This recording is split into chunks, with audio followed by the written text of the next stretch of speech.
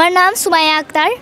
সুমাইয়া আক্তার, আপনি কোন শ্রেণীতে পড়েন? আমি হচ্ছে সপ্তম শ্রেণীতে পড়ি। আপনি সপ্তম শ্রেণীতে পড়েন।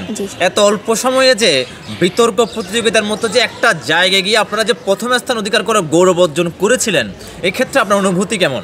আসলে হচ্ছে আমি আমার স্কুলকেই এই বেশি প্রাধান্য দিব, কারণ আমার স্কুলের শিক্ষকরা আমাকে অনেকভাবে অনুপ্রাণিত করেছে।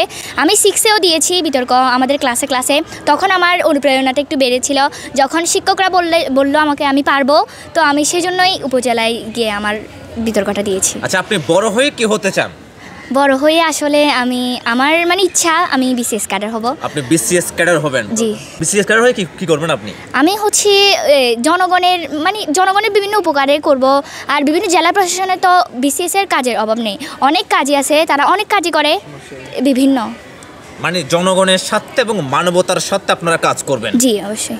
আচ্ছা, আপনি বড় হয়ে কি হতে চান?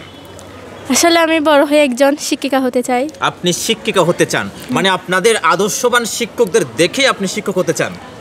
আমি আমার স্কুলের আদর্শবান শিক্ষক এবং শিক্ষকের দিকে অনুপ্রাণিত হয়ে আমি শিক্ষিকা হওয়ার আগ্রহটা প্রকাশিত করছি।